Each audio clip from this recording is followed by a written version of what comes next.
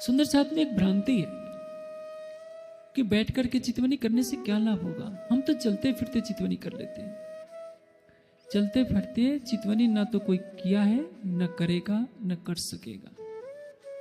यदि ऐसा होता तो शेरपुर वाले महाराज जी पूरी पूरी रात क्यों बैठे रहते? वो भी चलते फिरते चितवनी कर सकते थे। किसी भी परमहंस ने चलते फिरते चितवनी नहीं की है। वाणी में जो लिखा है, उठते बैठते सुपन सोवत जागृत दम न छोड़े मासूक को जाके असल हक निस्बत। इसका अर्थ यह है कि जिसके हृदय में प्रीतम की छवि बस गई, वह उठते बैठते सोते जागते हर स्थिति में उसका ध्यान राज्य पर लगा रहता है। इसको क्या कहते हैं? भावलीनता। हम उठते बैठते क्या सोचते हैं? सबको मालूम है ना, हमें सबसे प्यारा रस क्या रहता है? निंदा रस। उठेंगे किसी की निंदा करते हुए, बैठेंगे किसी की निंदा करते हुए। दूसरों की निंदा करना, अपनी महिमा गाना हमारी पहली प्राथमिकता होती है। भली बुरी किनकी नहीं।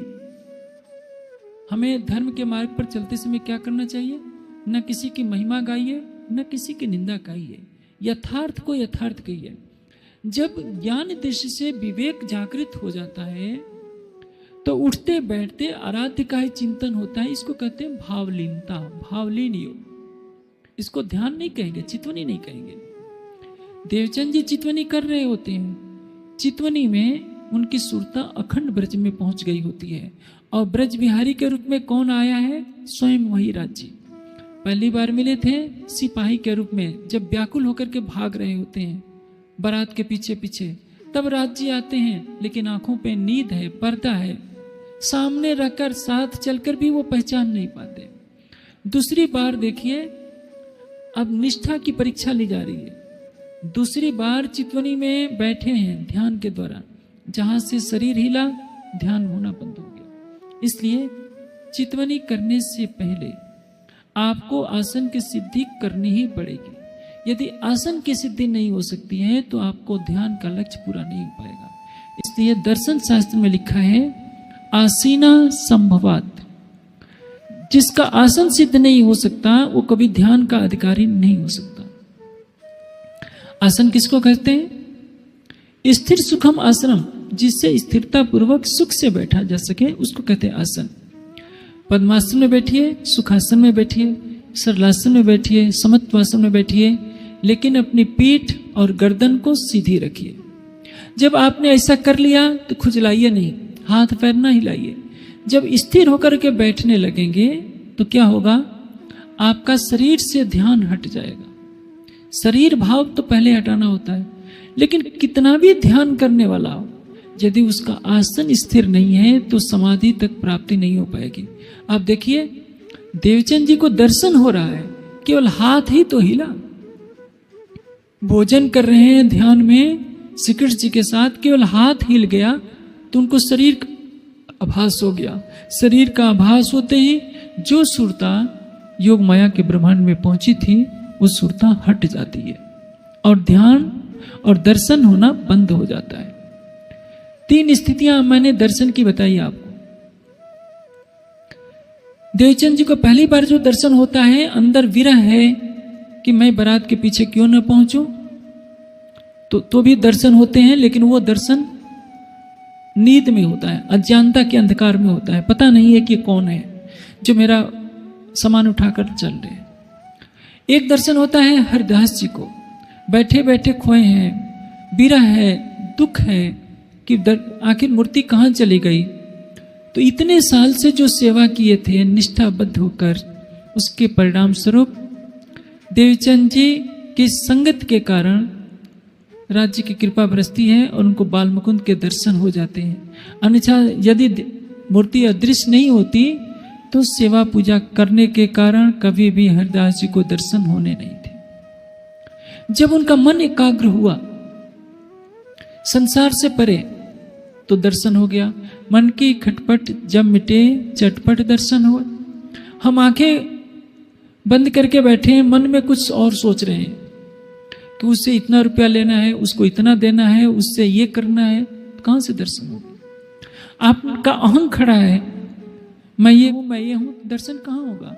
हरिदास जी कि आंख लग गई थी, तो निद्रा में उनके सारे विचार समाप्त हो गए थे और अंतर में जैसे ही नींद टूटी तो उन्होंने लक्ष्य लिया था बाल मुकुंद का, तो ध्यान की गहरी अवस्था हो गई जिसको योग निद्रा का ध्यान कहते हैं और उनको दर्शन प्राप्त हो गया। अब यहाँ दर्शन की जो बात आ रही है, देवचंद जी का हृदय पूर्णतया शुद्ध है। वे कलाप ग्राम में रहने वाले देवाफी राजा के जीव हैं। हिमालय में घोर तप कर चुके हैं पूर्व जन्मों में। अब जब नित्य वृंदावन का ध्यान कर रहे हैं तो उनकी सुरता काल माया को पार करके बेहद मंडल में अखंड ब्रज में पहुंच जाती है। अखंड ब्रज का दर्शन कर रहे होते हैं, लेकिन जो चूक होती है हाथ का हिलना, उसके कारण वो दर्शन समाप्त हो जाता है। इसलिए सुंदर साध को चितवनी करते समय 2-3 बातें ध्यान में रखनी चाहिए। यदि वो प्रातःकाल उठ करके चितवनी करते हैं तो 1 गिलास पानी पी लें, हाथ मुंह पैर को धो लें। यदि जाड़े का मौसम है तो, गर्मी का मौसम है तो स्नान कर लें। और जितनी देर बैठे शरीर को बिल्कुल हिले डुलाए बिना बैठे। जब शरीर स्थिर होगा तभी आपका मन स्थिर होगा। तन थिर, मन थिर, पवन थिर, सुरत निरथिर हो। शरीर स्थिर होगा तो मन स्थिर होगा, मन स्थिर होगा तो प्राण वायु स्थिर होगी। प्राण धीरे धीरे प्रवाहित होंगे तो आपकी सुरता भी स्थिर होगी। जब सुरता स्थिर होगी तो दर्शन अवश्य होगा। इसलिए शरीर को स्थिर करना तो जरूरी है, लेकिन शरीर को स्थिर करने का मतलब मैं हठ योगियों की तरह नहीं कहता। हठ योगी कई दिन बैठे रहते हैं, लेकिन उनको लक्ष्य का पता नहीं होता है। हठ योग के द्वारा कई दिन 6 दिन की समाधि लगा लेते हैं लोग, 10वें द्वार में प्राण को रोक लेते हैं। उससे भी कोई लाभ होने वाला नहीं है। आप 2 घंटे बैठिए, लेकिन प्रेममयी चितवनी कीजिए, शुष्क हृदय की चितवनी नहीं। प्रेम भरे हृदय से अक्षरातीत को पुकारिए, सोचना विचारना बंद कीजिए, अपनी परात्म का श्रृंगार सजिए। जो मूल स्वरूप है अपने, जाको कहिए पर आत्म, सो परात्म संग लेके बिलसिए संग कसम। अपने इस मिट्टी के पुतले को भुला दीजिए। आप 60 साल के हैं, 70 साल के हैं या बालक हैं, कुछ ना याद रखिए। आप स्त्री हैं या पुरुष हैं, ये भी नहीं सोचने की बात है। चाहे स्त्री हो या पुरुष, सभी यही सोचें कि मैं परात्म स्वरूपा हूँ। मेरा स्वरूप वही है जो श्यामा जी जैसा, मेरा रूप रंग सब कुछ श्यामा जी जैसा है। और उसी भाव से आप चितवनी कीजिए। शरीर को हिलाइए डुलाइए नहीं। काल माया योग माया छोड़कर परम धाम में मूल मिला में प्रवेश कीजिए। देखिए राज्य के दर्शन क्यों नहीं होते हैं, लेकिन अपने मन की खटपट को मिटाने के लिए आपको अपने आहार में सात्विकता लानी पड़ेगी। लहसुन, प्याज, मिर्च, मसाले, गरम मसाले जो आपके मन को उत्तेजित करते हैं, इसको तो छोड़ना पड़ेगा। जब तक आहार में सात्विकता नहीं होगी, आपका मन भागता रहेगा। आप तीखी तीखी मिर्चें खा लीजिए और बैठ जाइए आंखें बंद कर ध्यान करने के लिए। दुनिया सोचेगी कि खूब ध्यान कर रहे हैं, आप शरीर तो बैठा होगा, मन भाग रहा होगा। इससे कुछ भी लाभ नहीं। शरीर को स्थिर कीजिए, मन को स्थिर कीजिए, मन की खटपट को मिटा दीजिए, सोचना विचारना बंद। केवल एक लक्ष्य, युगल स्वरूप कैसे हैं, फिर देखिए राज्य क्यों नहीं आते।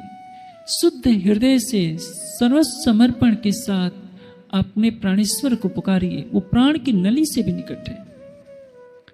वो दर्शन देने में देर नहीं करते, देर हमारी है। हमने अपने जीव को कसौटी पर अभी खरा सिद्ध नहीं किया है।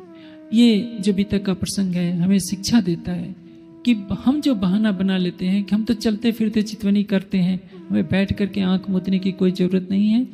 तो शायद वो देवचंद जी से बड़े नहीं हो गए हैं सुंदर साथ, जो इस तरह की बातें करते हैं। जब देवचंद जी का हाथ हिलने से दर्शन बंद हो सकता है, तो चलते फिरते किसी को भी दर्शन नहीं हो सकते। ये दर्शन शास्त्र की मान्यता के खिलाफ है, वाणी और पितक के खिलाफ है।